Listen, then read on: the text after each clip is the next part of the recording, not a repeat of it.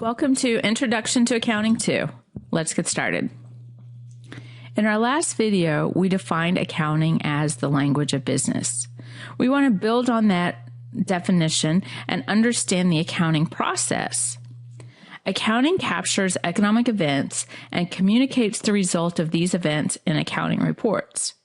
For example, an economic event could be, the bank gave me $1,000, but I have to pay it back later.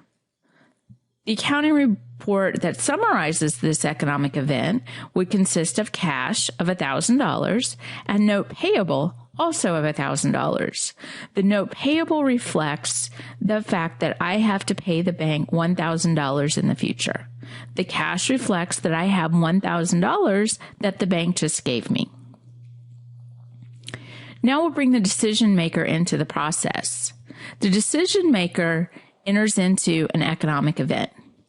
That economic event is captured by the accounting system, and then the accounting system produces accounting information that is in turn given back to the decision maker to aid in future decisions.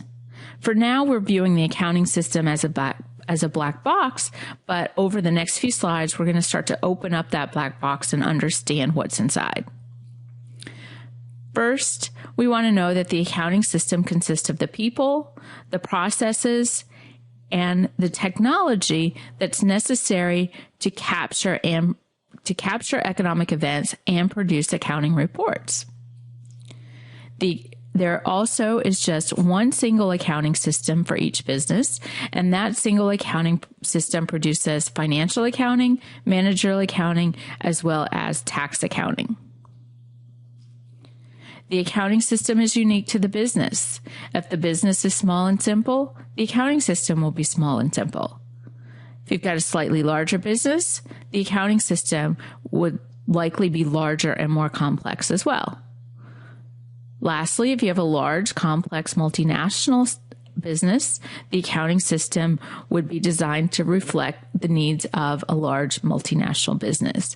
Each business is unique, and the accounting system is uniquely designed to fit the needs of that business. The accounting system also considers cost versus benefit. This means that when we design our accounting system, we don't want the cost of producing information to exceed the benefit of having that information. There is one caveat: legal and regulatory considerations override any cost-benefit analysis that we might do. We're obligated to comply with any legal or regulatory considerations that are applicable to the business.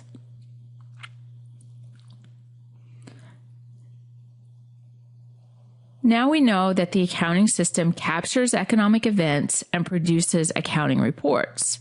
Let's take a more careful look at what goes on inside the black box. First, the accounting system interprets the economic event. That's really the hardest part of accounting, is interpreting what just happened. Next, the accounting system records the event, properly classifies it, then summarizes the accounting events, then communicates the accounting events in accounting reports. So the accounting system will interpret, record, classify, summarize, and communicate. The final product of the accounting system will be the accounting reports that are provided to the decision makers. Internal control is very important in an accounting system. Internal control consists of the policies and procedures that are dedicated to the production of reliable reports, compliance with laws and regulations, and the efficient and effective business operations. Internal control is important for tax, managerial, and financial accounting. In all of these areas, we need reliable reports that comply with laws and regulations to help us with an effective and efficient business. The components of internal control start with the control environment. The control environment really consists of management's philosophy and operating style. It includes the ethics and competency of top management. Next, we have risk assessment. Risk assessment identifies any area that would threaten the production of reliable reports, lack of compliance with laws and regulations, or even threaten the efficient and effective operations of the business. After we identify a risk, we can establish control activities to minimize those risks.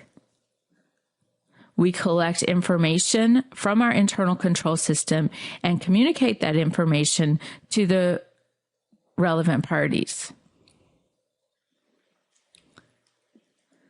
Finally, the internal control system needs to be monitored. To review, we've established that the accounting system should be designed to meet the needs of the user.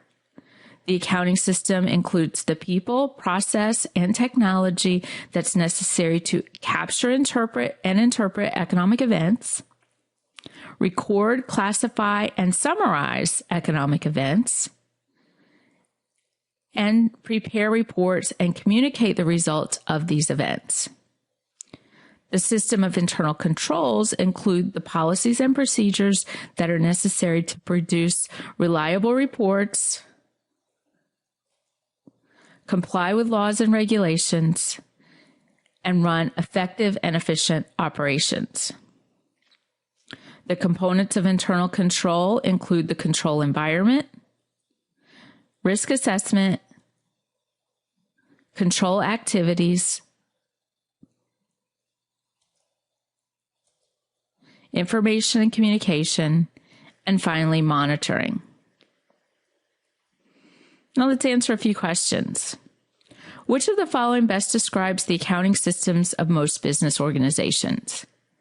Well, we know that there are some common goals of accounting systems, and we also know that all accounting systems are designed to meet the needs of the users. They're not all the same. So with that in mind, let's take a look at our options. Option A, accounting systems are designed to meet the needs of the business organization. Sounds pretty good. All accounting systems are identical. We know that's certainly not true. Accounting systems only use publicly available data. That's not true. Accounting systems must be designed by a CPA firm that performs the annual financial audit. That's not true. And in fact, most of the time, if not all the time, the CPA that performs the audit should not have designed the accounting system. Our best answer is A, accounting systems are designed to meet the needs of the business organization. Our next question, which of the following best describes cost-effective? Cost-effective relates to the cost-benefit principle, which means that the cost of producing information should not exceed the value of that information. So if we look at our choices, information is cost effective if it helps management in controlling cost. The information is generated by a computer-based accounting system. Information is cost effective if it is based on historical cost, or information is cost effective if the value of producing the information exceeds the cost of producing it. So option D is the one that's consistent with the cost benefit principle. So our best answer is option D. Next question. Which of the following is not an objective of the system of internal controls? So be sure to notice the word not. We're looking for which is not an objective of the system of internal controls. Produce reliable reports. Yes. Comply with laws and regulations. Yes. Guarantee profitability. Internal controls can't do that. Run business effectively and efficiently. That's a goal of the system of internal controls. So the one that's not is option C, guarantee profitability. So our last question, why is accounting cool? Now we know that accounting helps people make better decisions by producing relevant and reliable reports. By having this information, accountants rule the world.